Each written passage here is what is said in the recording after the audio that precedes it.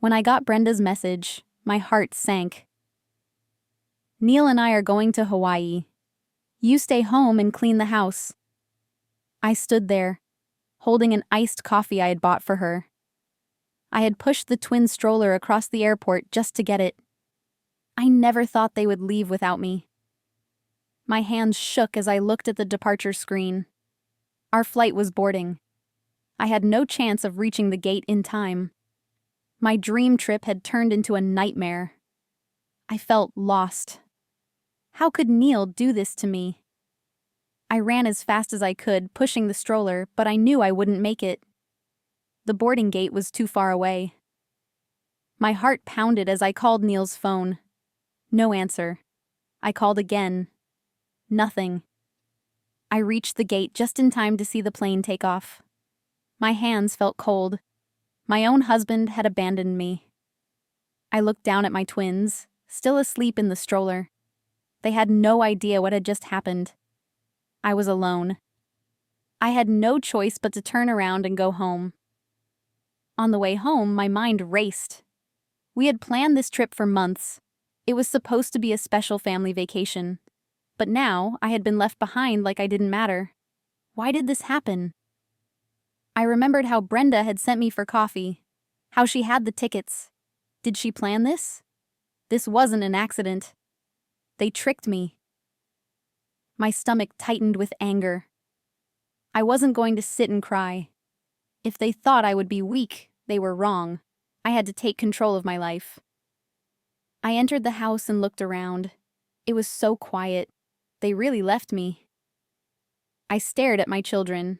They still had no idea that their father had abandoned them. I clenched my fists. Brenda had never treated me like family, but this was worse than anything before. I took a deep breath. Instead of breaking down, I started cleaning the house, just like Brenda had told me to. But I didn't stop there. I packed up all her things, every little item she had taken over, and threw them out. A week passed. No call from Neil. No message. Nothing. Then my phone rang. It was Brenda. Her voice was shaking. "Diana, what happened? Where is everything?" I smiled. "You told me to clean the house, so I did." She screamed in frustration. I imagined her standing in the empty house, realizing all her belongings were gone. For the first time, she wasn't in control. She demanded that I come back immediately.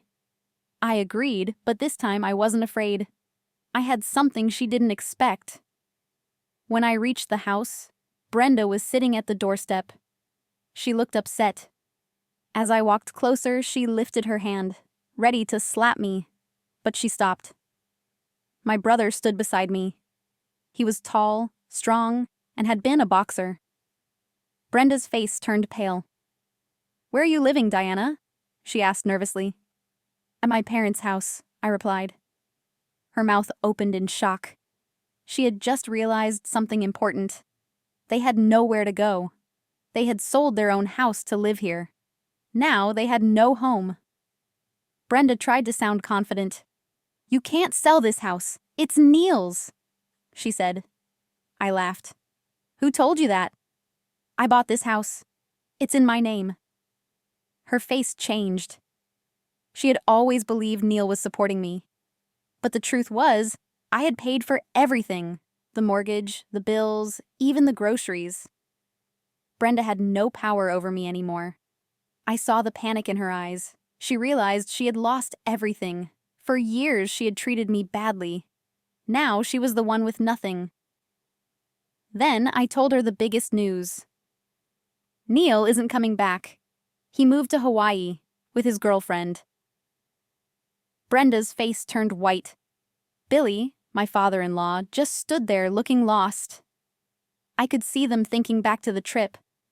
Maybe they remembered the woman Neil had been so friendly with. Brenda's hands shook. "That's not true," she cried.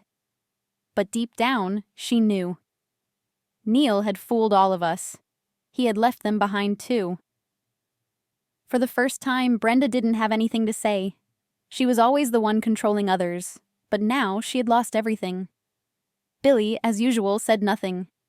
I didn't care. I had my own life to focus on now. I turned to leave, but I gave them one last offer.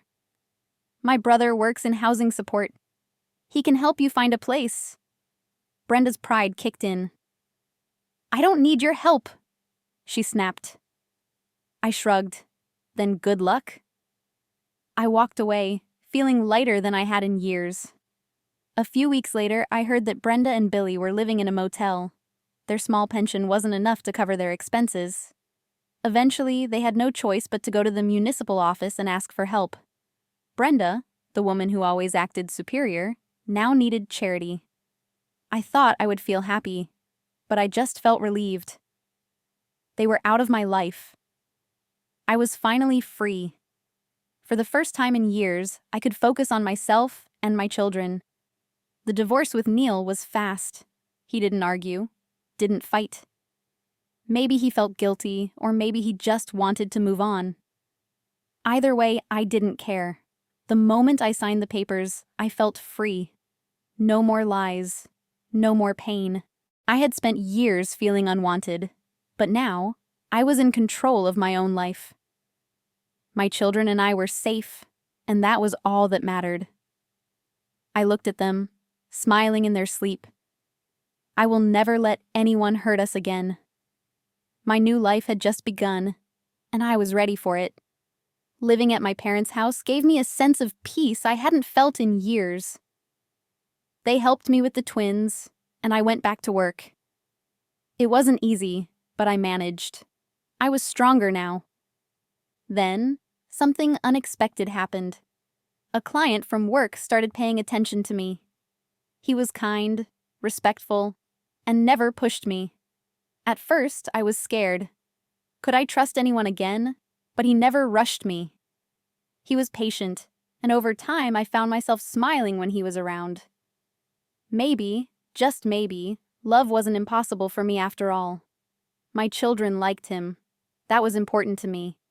He played with them, cared for them, and never acted like they were a burden. Seeing them laugh with him made my heart soften. Slowly, I let my guard down. Unlike Neil, he didn't just talk. He proved his love with actions. One day, he held my hands gently and asked, "Will you marry me?" Tears filled my eyes. This time, it's different. This time, it's real. I smiled and nodded. Yes. For the first time in a long time, I felt truly happy. I was ready for this new chapter. Months passed and our family grew. My twins got a baby sister, and my heart swelled with love. My new husband adored all 3 children, treating them as his own. Our home was filled with laughter, something I had missed for years. No more manipulation. No more feeling alone. I had a family who truly cared for me. Brenda and Neil were just distant memories now. They didn't break me. I had survived. I had built something better.